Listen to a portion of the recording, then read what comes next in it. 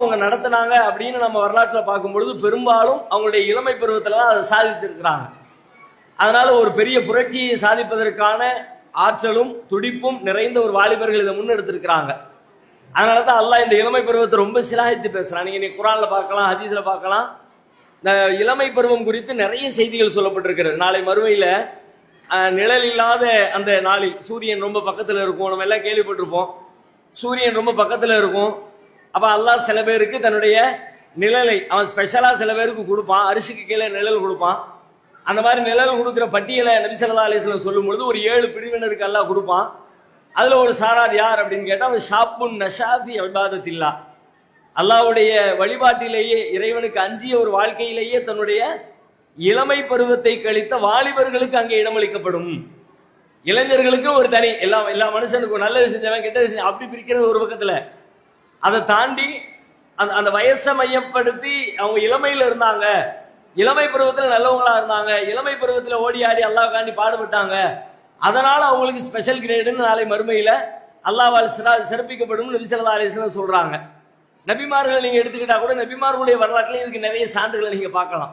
நபிமார்கள்லயே இப்ப நீங்க திருமறை குர்ஆன்ல நபிகளாருடைய போதனைகள்ல அதிகமாக நமக்கு சொல்லப்பட்ட நபி யார் அப்படின்னு பார்த்தா, ரொம்ப ரொம்ப உயர்வாக ரொம்ப முதலிடத்திலே வைத்து பார்க்கப்படுகிற அளவிற்கு நமக்கு வர்ணிக்கப்பட்டிருக்கிற நபிமார்கள் பட்டியலை எடுத்து பார்த்தா இப்ராஹிம் அலைஹிஸ்ஸலாம் தான் அதுல முதலிடத்துல இருப்பாங்க.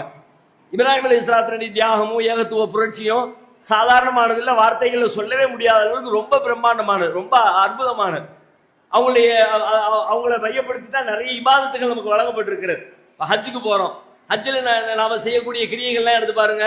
பெரும்பாலும் இப்ராஹிம் அலைஹிஸ்ஸலாத்துடைய குடும்பத்தாரு, அவங்களுடைய மனைவி, அவங்களுடைய புள்ள, அவங்க எல்லாருமா செஞ்ச தியாகங்களுடைய வெளிப்பாடாதான் அங்க இருக்கிற நிகழ்வுகளை எல்லாம் நம்ம பார்க்கிறோம். அங்க கல்லெறியறதா இருக்கட்டும், சஃபா மர்வால ஓடுறதா இருக்கட்டும், இந்த மாதிரி நடக்கிற எல்லா கிரியைகளுமே அவங்களுடைய குடும்பத்தாரை மையப்படுத்தி நமக்கு வந்திருக்கிறது. அவங்கள ரொம்ப சிலாயித்து மார்க்கம் சொல்லுகிறது. ஒரு தடவை நபி ஸல்லல்லாஹு அலைஹி வஸல்லம் இடத்துல ஒரு மனிதர் வந்தாரு. வந்தவர் என்ன பண்ணாருன்னா வந்து பேச ஆரம்பிக்கிறார். ரசூலுல்லாஹ்ட்ட உரையாடலை ஸ்டார்ட் பண்றாரு. ஸ்டார்ட் பண்ணும்போது எப்படி ஸ்டார்ட் பண்றாரு அப்படின்னா, யா ஹைரல் பரியா, படைப்புகளிலே சிறந்தவரே அப்படின்னு சொல்லி அந்த பேச்சை ஆரம்பிக்கிறார்.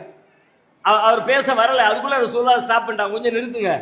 லாக்க இப்ராஹிம் அலைஹிஸ்ஸலாம், அது இப்ராஹிம் அலைஹிஸ்ஸலாம் தான். படைப்புகளிலே சிறந்தவர்னு ஒருத்தருக்கு நீ அடைமொழி கொடுக்கறதா இருந்தா அதுக்கு ரொம்ப தகுதியானவங்க இப்ராஹிம் நபி தான் அப்படின்னு ரசூல் ஸல்லல்லாஹு அலைஹி வஸல்லம் இப்ராஹிம் நபி அந்த இடத்துக்கு உயர்த்தி வச்சாங்க. இப்படி நிறைய அது நமக்கு தெரிஞ்சதுதான். ஒவ்வொரு ஹஜ் பெருநாள் தினத்திலையும், ஒவ்வொரு ஹஜ் பெருநாளுடைய முன்னரும் பின்னரும் வரக்கூடிய ஜும்மா உரைகள்லையும் இப்ராஹிம் அலைஹிஸ்ஸலாத்துடைய தியாகம் குறித்து நமக்கு சொல்லப்பட்டு கொண்டே இருக்கிறது. அந்த இப்ராஹிம் அலைஹிஸ்ஸலாத்துடைய தியாகத்துல எல்லாமே அற்புதமானது, எல்லாமே உயர்வானது, எல்லாமே